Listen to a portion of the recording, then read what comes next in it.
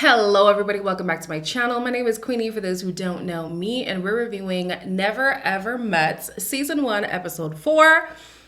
Can't believe we're still here, but we're still here. All right, before I get into it, please make sure to like this video, subscribe and hit the bell, and leave a comment down below. So the episode starts with Millie and Greg. As we know, Millie has been feeling like Greg's advances are just a little too premature right now, and so she tells him to just dial it back a little bit. I want it to be on my terms, and I'm ready. To me, the kiss didn't make sense in that moment. I don't want you to feel like I'm rushing things. I don't feel like we are at all. So let's figure that out so we can leave together. I'm all ears. Thank you for being understanding.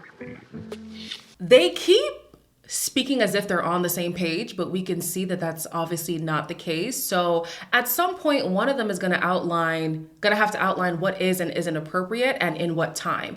And because they're choosing to go at Millie's pace, it's gonna have to be Millie. So it's interesting what happens later on in the episode, because I was literally saying, why doesn't Greg just ask Millie, how would you like me to conduct myself with you? What is too far? What is just enough?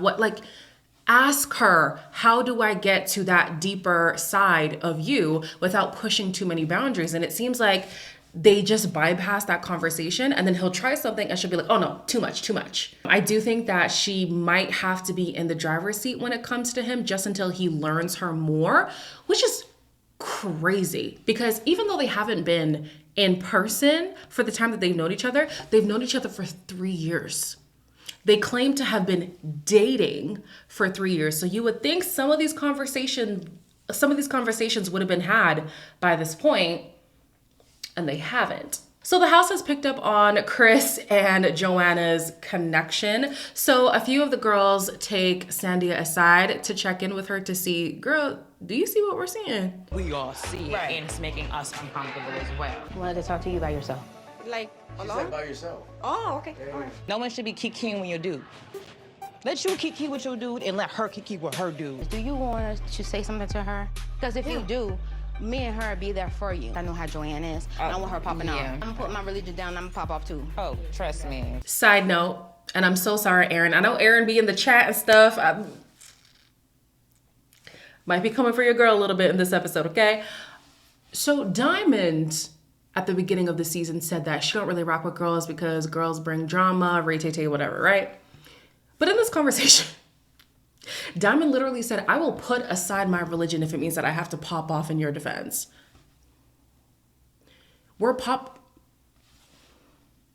What's happening right now is worth popping off? I don't think so. And for somebody who wasn't here for the drama, you seem to be in the middle of quite a bit of it.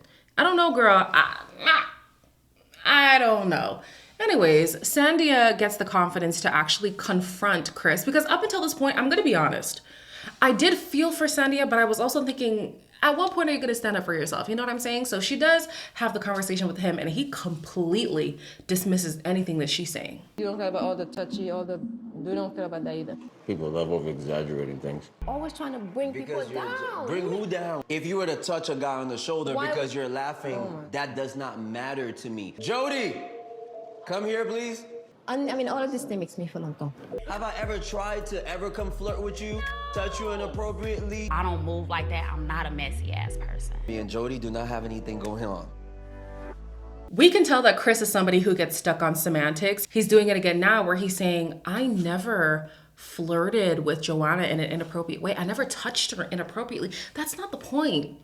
The point is, you are putting a hell of a lot more energy into another woman rather than the person who you came here to nurture a relationship with. And it is making your partner feel uncomfortable. And then he brought Joanna, obviously, to corroborate his story, because they know they haven't done anything that on paper would be considered as inappropriate.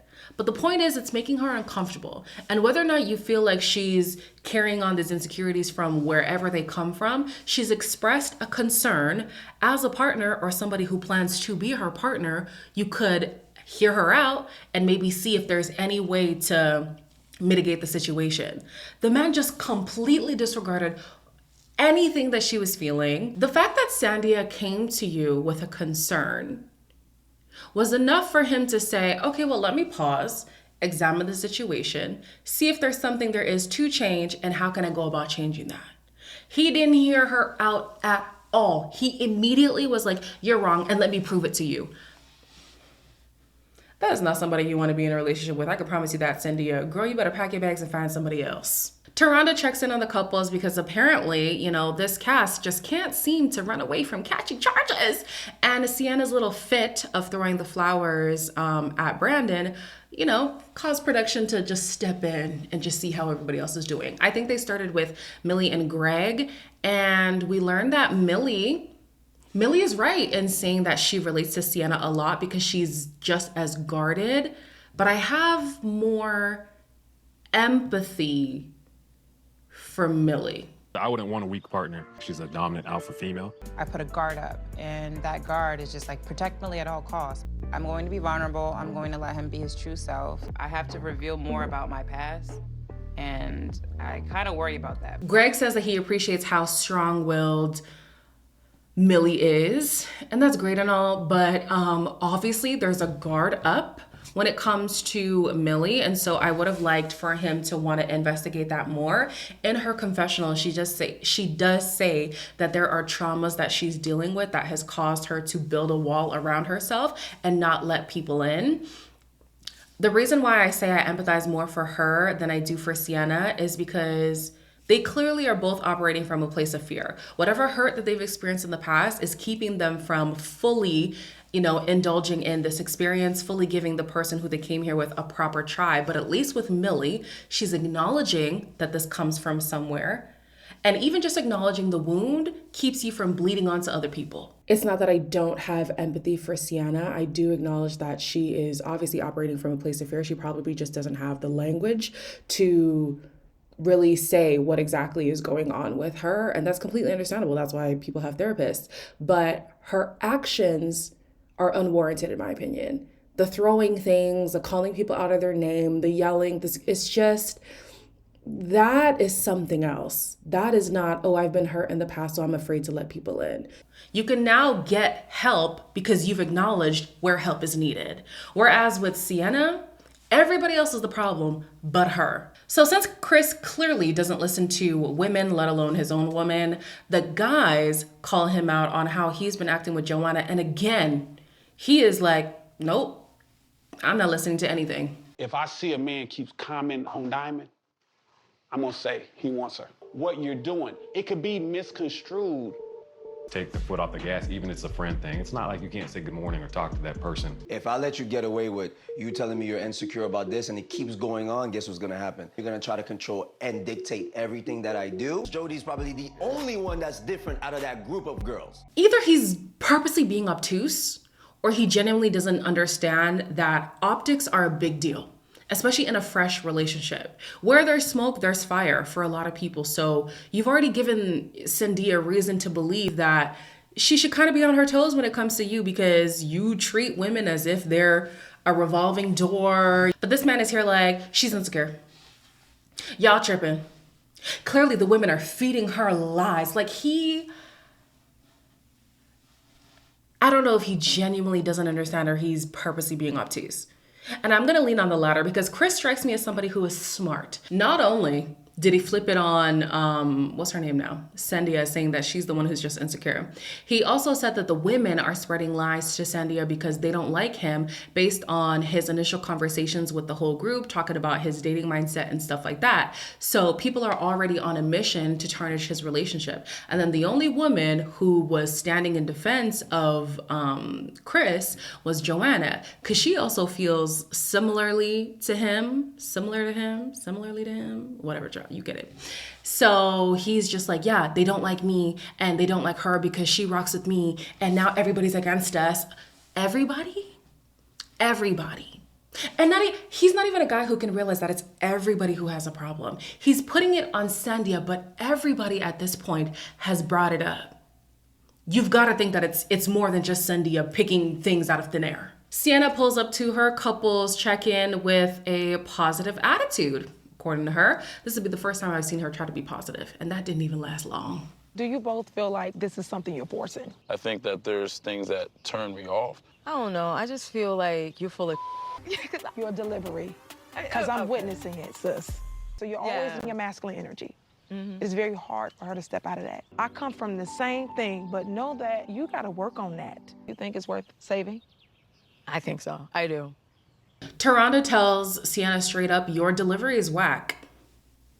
Your delivery is whack. And it's true because sometimes Sienna says things that make sense, but the way in which she says it, the way that she's so harsh with her words, you tend to not want to side with her. So she then says the reason why she's so standoffish is because she had to fend for herself for so long. And I'm thinking to myself, okay, I get not being in a relationship either ever or a long time, making it hard for you to trust again, making it hard for you to be vulnerable again. Totally understandable. But girl, you are popping off at the mouth. You are calling people out of their names. You are throwing things, damn near catching charges, and then hiding behind, oh, you know, I'm just so jaded in love and I've been through so much and you just gotta work through the walls. And once you work through the walls, I'm the best woman. You are a grown woman. You know the difference between not being ready for love in the sense of being vulnerable and trusting again, and actually being a problematic person by cussing people out and yelling and throwing things. They're then asked if they see romantic potential with each other. Sienna says yes. And Brandon says, as of right now, no. And I don't even know how she could say yes, because she was talking, she was sitting on that, you see, you can't even see me in the screen. She was like this the whole time. The whole time. Girl, your body, oh, I was about to sing that man's song. Your mind's telling you yes, but your body's clearly telling you no. Joanna and Aaron's check-in was solely about friendship, whether they have a friendship, whether her friendship with Chris is appropriate. These two are gonna lie through their teeth if I've ever seen it. Me and Chris have a connection. I'm like, what? Is it something? No. That seems a bit insecure to me to believe that a male and a female can't have a good platonic friendship. I definitely feel like there's a connection after a few more dates. I think so. I am a little slower to form more intimate connections. Aaron thinks that there's no problem with the relationship that Joanna has with Chris because, you know, men and women can be platonic friends and have it be healthy. Like, of course, yeah, you would know because you're in one right now. You are in a platonic relationship with this woman, Joanna. And they're both asked if they're into each other, if there's romantic potential, and they both say, yes, I know you're freaking lying. I know you're lying. I hope that whatever he sees with himself and Joanna is more than what Chris has. Because if it's not more, then she doesn't even see you as a friend. Do you know what I'm saying? He can pinpoint that is platonic. Everybody else sees it as a little bit suspect, but he says, no, that's platonic. Okay, so you either have to match that or have better. And we're not seeing that. She treats you with less care, less consideration, less infatuation than she does with Chris. She don't like you, not even as a friend. Millie's sister comes to the house and it was very quick, but we learn that Millie's trauma, at least a part of it, stems from being sexually violated, and that has led to her distrust in men. You do want to find love. Ultimately, you deserve it. I get a little scared because I'm thinking they're gonna just get up and go. No one wants to stick with anyone, or maybe they just don't want to stick with me right now. I've been raped, I've been all these things and people don't get it. Man, when I tell you, I felt her on a deep, deep level. A deep, deep level. I know more women who have been violated than women who haven't. I'm one of them. My mother is also one of them. Her mother was also one of them. And the way that it affects your relationship with men is, I felt her. So anyways, Millie then talks to, Millie's sister, then talks to Greg. And maybe they had this conversation and I just missed it. But Greg asks Millie's sister what he can do to get through some of the layers when it comes to Millie. Sorry. You can't ask Millie that? Millie is right there. You've known Millie for 3 years. You've been in the same, let me just say state at the very least, because I don't know if they live in the same city, but it sounds like they do. But anyways, you've been in the same state as Millie for 3 years. And you're gonna ask her sister how to get to her? If he has already asked Millie and he hasn't been able to get an answer, then fine. But if this is your first time ever asking this question to anyone, Greg, I'm side-eyeing you. Anyways, child, Greg's mom comes. It was a very quick conversation. Basically, she said she's seen the growth in the last few years when it comes to him. She feels like he's not ready for a serious relationship. She also gave the green light for him to pursue things with Millie. We didn't really see much of that conversation either. And even he wished they had more time. So I don't know what kind of green light she could give, but they got the blessing from the mama. So hopefully we can get some things rolling now. Then we see Jay and Shay in the intimacy room. Honestly, not too much to talk about there. Chris and Sandia have their couples chat. And I've never seen somebody so blatantly invalidate the feelings of their partner. I was gobsmacked. I'm starting to see that she has like little like mood changes throughout the day. I don't have time to be entertaining nobody's mood swings, whether it be yours or anybody else's. You always make me feel like, why do I have to talk about this? I don't believe that all of your feelings are valid. So you could come up to me and say, oh, I feel like you're cheating on me. Am I cheating on you? No. There's a difference. I'm not the type of guy to continue talking about the same thing. If I told you no once and you ask me again, I'm just gonna ignore you. I just find that to be insecurities. And your insecurities, they're within you. This is a quick aside. Sandia seems like a woe is me kind of person. And it seems like she just brings down the energy in the room a little bit. I don't know what it is about her demeanor, or maybe it's because things just aren't going well in the process. So she's just not chipper. She's not excited to be here. So yeah, I don't know. But she kind of seems draining just a little bit. But anyways, that doesn't give merit to how Chris is treating her. So Chris says point blank, not all your feelings are valid. He could have said, some of the things you call me out on might not be the way that I intended you to perceive them, or something like that. But to say to somebody that their feelings are invalid, I don't know. I don't know about that one. And then he's like, the reason why Sandia is making this whole Joanna thing a big deal is because she's an insecure person. And I'm here thinking to myself, you have been a lot more reassuring and validating to somebody you met a few days ago. And he's out here saying things like Sandia is taking the word of people that she's only met a few days ago. Yeah, same with you. You have now been rallying behind this woman who you also have only met a few days ago. Whereas you've known this woman for several months, you can't give her even an iota of reassurance that you've given to this now strange lady. Be for real. And I feel like Sandia's whole demeanor would change if she just felt like the same effort was being put in when it comes to Chris, that he was actually trying to build something between them, trying to nurture this relationship, trying to validate her, trying to see, okay, we might not agree on this, but how can we meet in the middle? He does nothing of the sort. Then he says what's missing from his connection with Sandia is consistency. When have you consistently reassured this woman? When have you consistently listened to this woman's concerns? When have you consistently tried to find some kind of way to work through whatever conflict that y'all are going through? Ain't no conflict resolution happening in your couple. This man just knows how to whisper sweet nothings, and unfortunately for Sandia, she's just gonna fall for it every time. I just had an epiphany. Not really, because I did write it in my notes. But later on, we're getting into it, so let me just go there. Chris gets back with the group, and he implies that Sandia is simple-minded and easily influenced. And earlier, I think it was the second episode, I said I feel like he picked Sandia specifically because he knew she would let him get away with the stuff that he does and says. And so to hear him explicitly say, some people are just simple-minded and easily persuaded. Did he say it or did he imply it? Because I think I said imply earlier, but I also feel like he said it though. I feel like he said it. The point of the matter is, he has an impression of Sandia that anybody can say anything to her to sway her in whatever direction.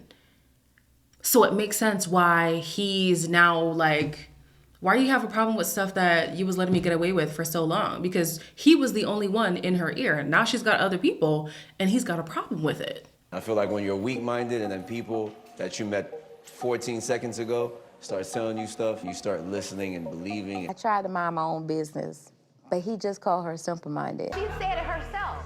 It came out her mouth. There's no truth. It's a complete and utter lie. Really getting sick of y'all having my name in y'all mouth, and y'all over here straight up lying and capping. Y'all can talk all that smack when she's not here, but y'all don't want to open y'all mouth now.